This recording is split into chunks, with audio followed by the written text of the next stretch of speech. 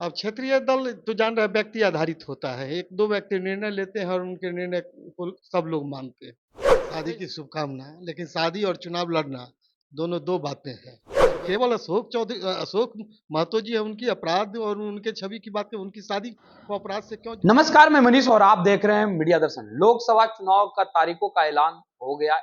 इंडी गठबंधन के तरफ से आरजेडी ने अपने प्रथम चरण के चारों कैंडिडेट का नाम जो है वो भी जारी कर दिया है, लेकिन बीजेपी में अभी तक कैंडिडेटों के लेकर के पेच फंसा हुआ दिख रहा है, क्योंकि कैंडिडेटों का सूची अभी तक जारी नहीं हुआ है। इसी मुद्दे पे बात करेंगे। हमारे साथ बीजेपी के विधायक हैं वीरेंद्र कुमार जी।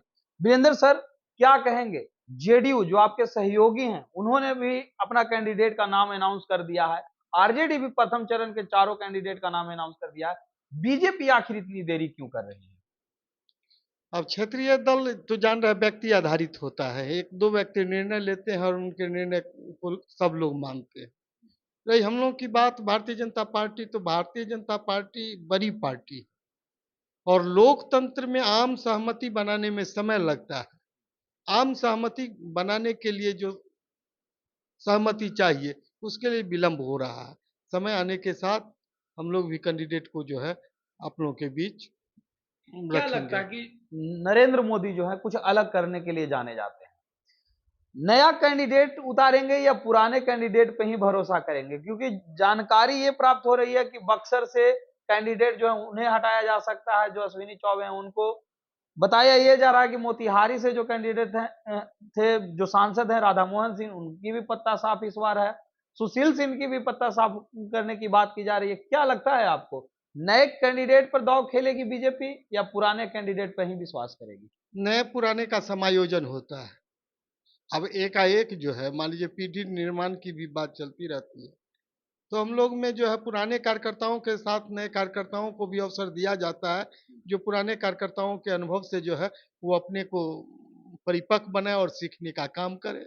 आपके पार्टी पे लगातार विपक्ष आरोप लगा रही है, कह रही है कि लोग फूका हुआ कारतूस, जब अच्छे थे पशुपति पारस तो आपके साथ थे, जब फूका हुआ कारतूस हो गए तो आपने उनको छोड़ दिया, चूसा हुआ गुठली हो गए तो छोड़ दिया। उसी तरीके से आरसीपी सिंह को लेकर के कह रहे थे कि अंगूर थे, उनको सूखा हुआ किशमिश बना के छोड़ दिए। राष्ट्रीय अध्यक्ष बने हुए थे जेडीयू का, आज पता ही नहीं चलता है कि आरसीपी सिंह कहाँ है। तो बीजेपी क्या सम्मान नहीं देती है कार्यकर्ताओं को? क्योंकि इस प्रकार से एक राष्ट्रीय अध्यक्ष पार्टी का आज एक मामूली सा कार्यकर्ता बन के रह गया है। सम्मान का ये अर्थ नहीं कि सभी लोगों को चुनाव में उतार दिया जाए। हमारे भी एक से एक शीर्षस्थ नेता हैं, संगठन में काम करते हैं, चुनाव नहीं लड़ते हैं। इसका ये अर्थ नहीं है जो उनको हम सम्मान में कमी करते हैं।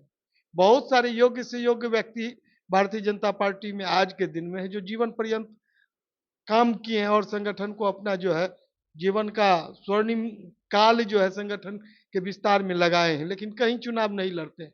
तो इसका ये अर्थ नहीं जो उनको हम अपमानित करने का काम कर रहे हैं। आखिरी सवाल मेरा आपके पार्टी लाइन से हट के है। आरजेडी से अशोक महतो, जो नवादा में 17 साल जेल में रहे, उसके बाद जेल तोड़कर बाहर निकले, उनकी शादी हुई और कहा जा रहा है कि लालू प्रसाद यादव के कहने पर शादी करवाई गई, और उसके बाद अब पत्नी को मुंगेर से चुनाव लड़वाया जाने की बात कही जा रही है, वो भी जेडीयू के पूर्व राष्ट्रीय अध्यक्ष ललन सिंह के खिलाफ।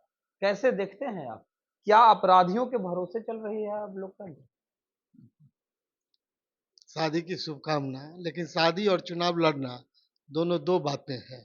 हर व्यक्ति अपने जीवन में जो है व्यक्तिगत व्यक्ति व्यक्तिगत जीवन को जीते हैं, उसके तहत से इस पर जो है उतना सवाल और आप लोगों का जो है चर्चा में लाना एक हम अपराधी छवि के व्यक्ति। तो केवल अशोक महतो जी है, उनकी अपराध और उनके छवि की बात करें, उनकी शादी को अपराध से क्यों जोड़ते हैं? वो दोनों दो बातें हैं।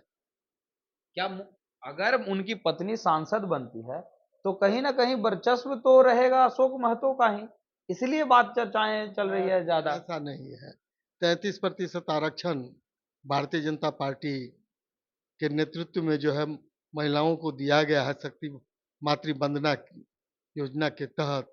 और माताएं भी जीवन के सभी क्षेत्रों में जब तक आगे नहीं आएंगी तब तक जो है समेकित विकास जो है नहीं हो पाया है। आप भी इस बात से सहमत होंगे कि आज भी पंचायती स्तर चुनाव में महिला अगर प्रतिनिधित्व करती हैं तो जिम्मेदारी सारा उनके पति या उनके पुत्र पर ही रहता है। इस बात से आप नहीं इनकार कर सकते हैं। जहाँ रिजर्व नहीं है वहां भी तो महिला जीत करके आई हैं और आत्मनिर्भरता के साथ जो है निर्णय लेती है। इसी देश में श्रीमती गांधी जी जब देश के प्रधानमंत्री थी, आत्म निर्णय लेकर के सेनाओं को जो है एक खुली छूट दिए और मुक्ति सेना भेज करके जो पीड़ित और प्रताड़ित अपना पड़ोसी मुल्क हो रहा था उसको स्वतंत्र कराने का काम किया, वो भी तो महिला थी।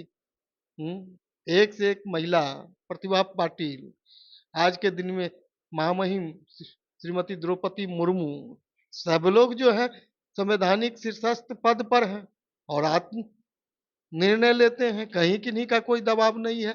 जब वहां नहीं दबाव है तो यहाँ इन बातों से जो है आप लोग उनको जो है अपने दायरे में नहीं ला सकते। आत्मनिर्भरता के साथ काम करेंगे। ये थे हमारे साथ बीजेपी के विधायक वीरेंद्र कुमार, जिन्होंने सीधे तौर पे कहा कि हमारी पार्टी जो है क्षेत्रीय पार्टी नहीं है, राष्ट्रीय पार्टी है और हमारे सिर्फ नेतृत्वकर्ता जो है वही निर्णय लेते हैं कि कौन सा कैंडिडेट को कौन सा संसदीय क्षेत्र से उतारा जाए। इसी वजह से देरी हो रही है, लेकिन बहुत जल्द जो है आप लोगों के समक्ष कैंडिडेट की भी सूची जो है वो जारी कर दी जाएगी। फिलहाल इस खबर में इतना ही। देखते रहे मीडिया दर्शन। धन्यवाद।